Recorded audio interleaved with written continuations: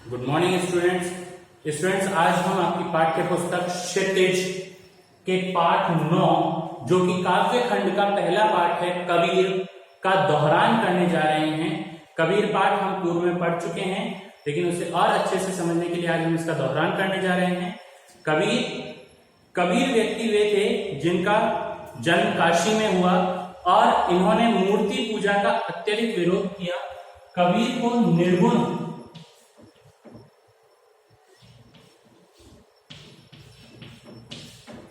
निर्गुण भक्ति धारा का कवि माना जाता है। निर्गुण भक्ति धारा वह धारा होती है जिसमें भगवान को आप किसी मूर्ति में या किसी एक स्थान पर नहीं मानते हैं, यह मानते हैं कि भगवान निराकार है, वो सब जगह फैला हुआ है और ये मूर्ति पूजा का विरोध करते थे। मूर्ति पूजा के विरोधी थे कबीर। इन्होंने समाज में फैली हुई कुरीतियां और जो दिखावे आडंबर थे उनका विरोध किया है और इनका मानना है कि ईश्वर सब जगह व्याप्त है और ईश्वर के लिए हमें केवल एक जगह मंदिर या मस्जिद में जाने की जरूरत नहीं है, वह सब जगह विद्यमान है।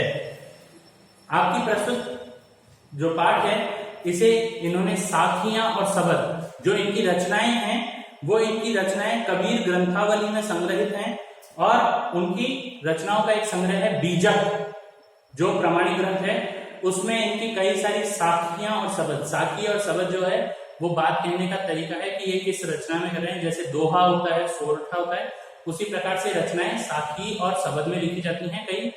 तो इनकी रचनाओं में साखियां हैं। पहली साखी है मान सरोवर सुभर जल हंसा केली कराही मुक्ता फल मुक्ता चुगे अब उड़ी अनंत जाही। इसमें बता रहे हैं कि मान सरोवर सुभर जल, मान सरोवर के स्वच्छ जल में रहने वाले जो हंस हैं वो वहां पे रह करके मुक्ता फल, मोतियों के फल चुगने वाले जो हंस हैं वो उड़ करके अन्यत्र नहीं जाते हैं, यानी कि वो उस जगह को छोड़ करके कहीं नहीं जाते हैं। तो जो ईश्वर में जिसका मन रमा हुआ होता है, जिसका ध्यान ईश्वर में लग जाता है और वह ईश्वर के मन से, ईश्वर के ध्यान से, ईश्वर की कृपा से वह अच्छी तरह भरा रहता है, तो वह ऐसी ईश्वर की कृपा रूपी मोती के फल को छोड़ करके उनका मन कहीं और नहीं लगता है। अगला है प्रेमी ढूंढत मैं फिरो प्रेमी मिले न कोई, प्रेमी को प्रेमी मिले सब विष अमृत होए। यानी कि मैं ईश्वर को ढूंढता हुआ, प्रेमी को ढूंढत मैं फिरो प्रेमी मिले न कोई, यानी कि ईश्वर को, प्रेमी अर्थात ईश्वर को मैं ढूंढता हुआ सब जगह फिर रहा था और मैं खुद प्रेम की तलाश में, ईश्वर की तलाश में यहां से वहां भटकता फिरा, लेकिन मुझे ईश्वर प्राप्त नहीं हुआ।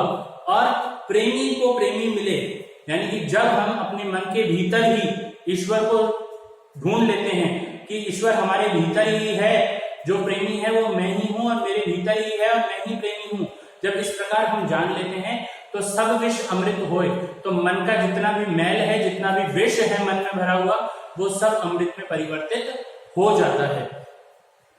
अगला है हस्ती चढ़िए ज्ञान को सहज बगीचा डाल स्वान रूप संसार है भूकन दे झकमार। यानी कि हमें ज्ञान रूपी हस्ती हाथी पर चढ़ करके आसन डाल करके बैठना चाहिए, हमें ज्ञान प्राप्ति के लिए आगे बढ़ते रहना चाहिए। ये संसार जो है स्वान अर्थात कुत्ते के समान है जो ज्ञान प्राप्त करने वाले लोगों के पीछे भौंकते रहता है, इन्हें हमें भौंकने देना चाहिए, इन पर ध्यान नहीं देना चाहिए। यानी इसमें यह बताया गया है कि यदि आप ज्ञान प्राप्ति की ओर अग्रसर हैं तो आराम से ध्यानपूर्वक हाथी पर चढ़कर जिस प्रकार आसन डाल के शांति से बैठ जाते हैं और नीचे कुत्ते भौंकते रहते हैं, उन्हें भौंकने दिया जाए, इस प्रकार से आपको अपना ध्यान एकाग्र करना है संसार में बोलने वाले लोगों के, जो आपकी आलोचनाएं कर रहे हैं, जो आपकी बुराई कर रहे हैं, इस प्रकार के लोगों पर ध्यान नहीं देना चाहिए। पखा पखी के कारणे सब जग रहा बुलान निरपक होई के भजे हरि भजे सोई संत सुजान। पखा पखी अर्थात पक्ष और विपक्ष में के कारण, पक्ष और विपक्ष के कारण, यानी कि क्या अच्छा है क्या बुरा है, इस बात को खोजने के कारण सब जग रहा बुलान, सारे संसार को मैं भूलता गया, सारे संसार से मैं दूर होता गया। निरपक होई के हरि भजे, निष्पक्ष होके जब मैंने हरि का ध्यान किया, भगवान का ध्यान किया, तो सोई संत सुजान, वही सच्चा संत, सच्चा सज्जन माना जाता है।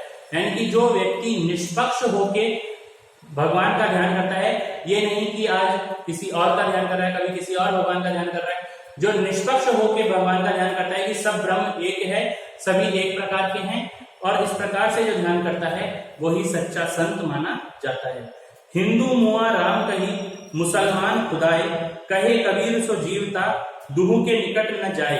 यानी कि इसमें कह रहे हैं हिंदू राम नाम जपता रहता है और मुसलमान खुदा खुदा जपता रहता है, लेकिन सच्चा व्यक्ति वही है जो इन दोनों के निकट न जाकर के मन में बसे हुए ईश्वर का ध्यान करता है, कि जो हमारे मन के अंदर, हमारे तन के अंदर, मनुष्य के भीतर रहने वाला जो भगवान है, जो उसका ध्यान करता है, जो उसकी सेवा करता है, वही जीवित माना जाता है। काबा फिरी काशी भया, राम ही भया रहीम, मोट चून मैदा भया, बैठ कबीरा जीम। यानी कि काबा फिरा, काशी फिरा, सब जगह गया। यानी कि मुसलमान का जो पवित्र स्थान है काबा, वहां पे गया। काशी जो हिंदुओं का पवित्र स्थान है वहां गया। राम ही भया रहीम, और राम ही रहीम है, रहीम ही राम है। जो ईश्वर है वो एक ही है। मोट चून मैदा भया, जब सब जगह घूम के आया तो ये जाना कि सारे ईश्वर एक हैं। मोट चून, जो मोटा आटा है, वो मैदा भया, यानी कि पतला आटे के रूप में बन गया है, सब एक जैसा हो गया है। मोटे आटे में क्या होता है कि आप छांट सकते हैं कि ये आटा किस चीज का है, लेकिन जब वो पतला आटा बन जाता है, मैदा बन जाता है, तो उसमें हम पहचान नहीं सकते कि ये गेहूं का आटा है या किसी अन्य अनाज का आटा है।